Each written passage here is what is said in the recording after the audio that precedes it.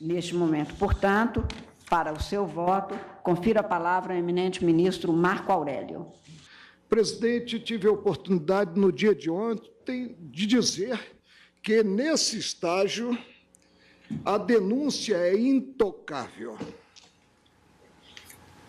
Não podemos ter, porque há uma condição suspensiva que decorre da Carta da República, qualquer deliberação quanto à matéria de fundo dessa mesma denúncia, nem mesmo quanto ao aspecto formal, se atende ou se não atende ao disposto no artigo 41 do Código de Processo Penal. Não é essa. A fase de apreciação da denúncia é uma fase posterior. Quando, então, teremos oportunidade, se houver deliberação positiva da Câmara dos Deputados quanto à sequência, teremos oportunidade de nos pronunciar quanto à admissão, quanto à recusa, e digo, jamais quanto à devolução da peça primeira da ação penal, porque esse fenômeno não está contemplado, já que implicaria até mesmo uma censura prévia, não está contemplado no arcabouço normativo. Sabemos nós, é uma lição comezinha, que o processo ele surge com o crivo positivo relativamente à denúncia, à peça primeira da ação penal. E vem-nos do inciso 1 do artigo 51 da Constituição Federal, que compete privativamente à Câmara dos Deputados, por 2/3 de seus membros, a instauração, deliberar sobre a instauração de processo contra o presidente, o vice-presidente da República e os ministros de Estado. Impõe-se, presidente, sempre, já que temos poderes independentes e que devem ser harmônicos, a autocontenção.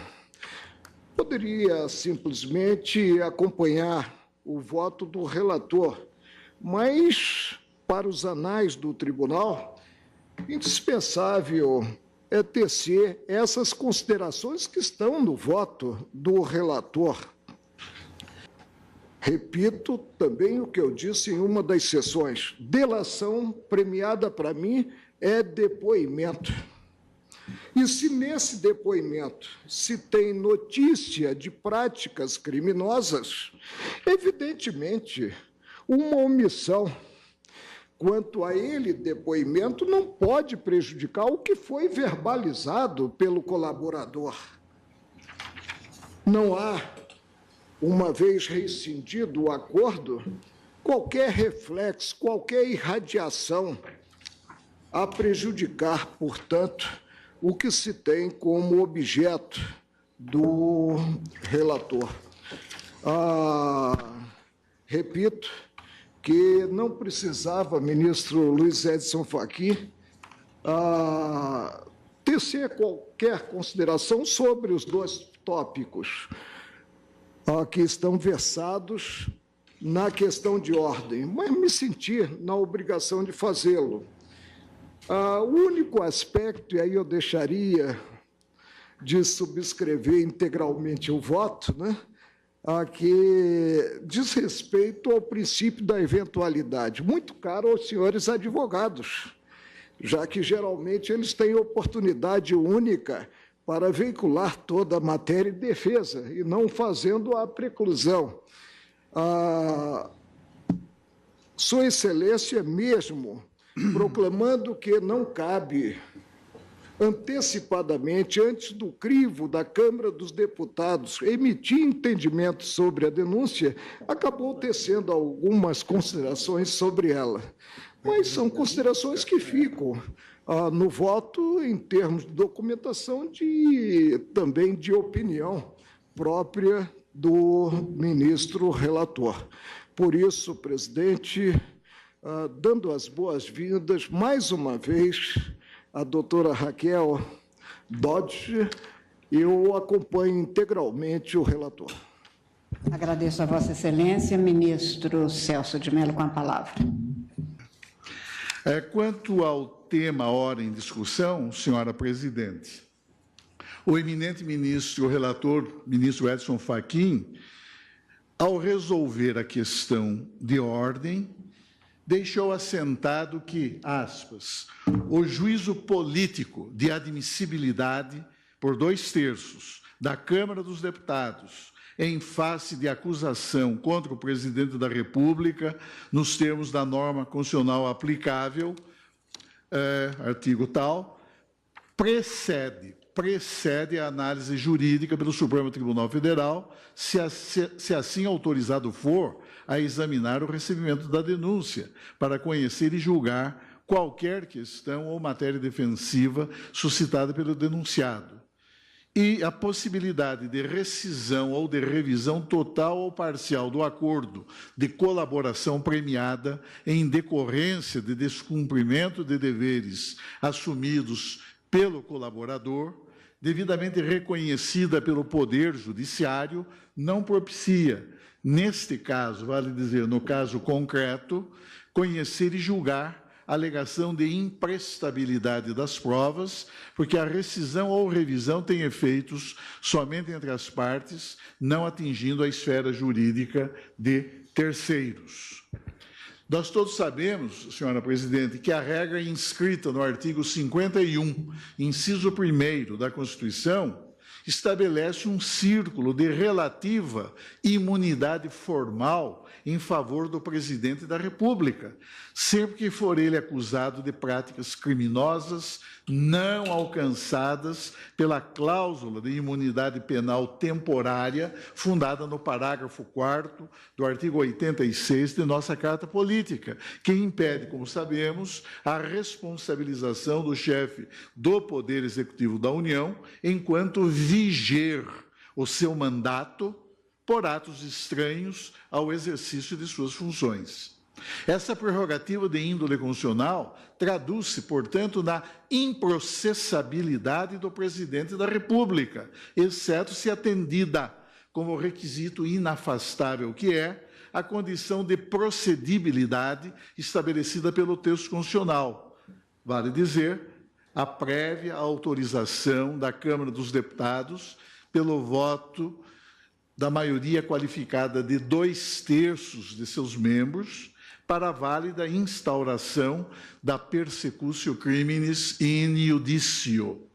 A exigência formulada pela Constituição, prévia autorização da Câmara dos Deputados, a exigência formulada pela Constituição, enquanto não satisfeita, impede a instauração contra o presidente da República perante o Supremo Tribunal Federal do concernente processo penal condenatório. Por isso mesmo, adverte o eminente professor José Afonso da Silva, aspas, a autorização da Câmara dos Deputados para a instauração de processo contra essas autoridades, uma das quais o presidente da República, artigo 51, inciso 1º de nossa lei fundamental, essa autorização constitui uma condição de procedibilidade, ou, se se quiser, uma condição de admissibilidade do processo, sem a qual o processo não tem viabilidade. O processo pode ter por objeto apurar crime de responsabilidade, fecha aspas. Esse requisito formal, verdadeira conditio sine qua non, impede que esta Corte, juiz natural do presidente da República nas infrações penais comuns, antecipe-se à Câmara dos Deputados na formulação, que é própria do Poder Judiciário, de juízo técnico jurídico de admissibilidade ou não da abertura neste tribunal do processo judicial por ilícitos penais comuns. Daí, a procedente observação do professor José Afonso da Silva, para quem o eventual recebimento da peça acusatória deverá ser precedido. O eventual recebimento da peça acusatória deverá ser precedido da necessária deliberação autorizativa da Câmara dos Deputados, de conteúdo irrecusavelmente político, tal como ora preconizado pelo eminente ministro relator, o conteúdo político desse juízo que compete à Câmara dos Deputados, pois, tratando-se de instauração de procedimento criminal contra o presidente da República, o julgamento a ser proferido por este tribunal mostrar-se-á constitucionalmente dependente da manifestação positiva emanada daquela Casa do Congresso Nacional. Eis no ponto a lição desse eminente constitucionalista, aspas, processo nos crimes comuns. Enfim, tratando-se de crimes comuns, autorizado o processo pela Câmara, este será, então, instaurado pelo STF com o recebimento da denúncia ou da queixa-crime, com a consequência, também imediata, da suspensão do presidente de suas funções, prosseguindo o processo nos termos do regimento interno daquele colendo tribunal e da legislação processual penal pertinente. Fecha aspas. A autorização da Câmara dos Deputados, portanto, para processar e julgar o presidente da República, sempre que se cuidar de infrações penais comuns, configura ineliminável exigência de ordem constitucional. O ato autorizativo da Câmara Federal constitui, na realidade, esse requisito de procedibilidade que se refere aos autores, sem o qual não se legitimará, em face do ordenamento constitucional, a instauração da persecutio criminis contra o presidente da República, nas hipóteses em que os atos delituosos a ele imputados guardem conexão com o exercício do mandato presidencial. Nesse sentido, oriente-se o magistério da doutrina, que eu aqui menciono e documento neste voto. A Constituição defere, portanto, à Câmara dos Deputados, com exclusão de qualquer outro órgão do Estado, competência para apreciar, mediante juízo impregnado de elevado coeficiente político, a admissibilidade da acusação penal. Trata-se de denúncia nas ações penais de iniciativa pública ou cuide-se de queixa-crime nas ações penais de iniciativa privada. Acusação essa deduzida perante o Supremo Tribunal Federal contra o chefe de Estado. Portanto, a instituição parlamentar, por intermédio da Câmara dos Deputados, efetua controle de admissibilidade sobre as imputações formalizadas e deduzidas contra o presidente da República nos ilícitos penais comuns. É interessante observar que essa disposição constitucional, que é de ordem pública, consoante assevera Afonso Arinos de Melo Franco, em parecer que apresentou ainda como deputado federal perante a Comissão de Constituição e Justiça da Câmara dos Deputados na década de 50, quando surgiu o problema político gerado pelo suicídio do presidente Vargas, pela internação do presidente Café Filho e depois pela tentativa de golpe de Estado por parte de Carlos Luz, então presidente da Câmara dos Deputados, e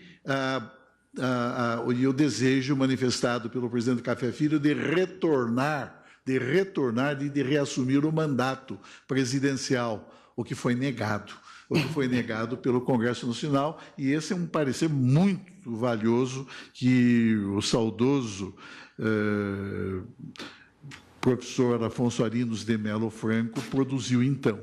O meu voto, não é, que também se estende por outros aspectos, já abordados pelo ministro Edson Fachin, o meu voto acompanha integralmente o ministro Edson Fachin, no sentido em que se orienta a decisão de Sua Excelência na resolução da questão de ordem. Eu apenas fiz aquela observação sobre a possibilidade extraordinária de o Supremo Tribunal Federal exercer um controle jurisdicional prévio, portanto, antes mesmo de formalizar a solicitação de autorização à Câmara dos Deputados em hipóteses nas quais se revele evidente a consumação da prescrição penal, o que geraria a extinção da punibilidade, ou naqueles casos em que seja evidente a falta de tipicidade penal,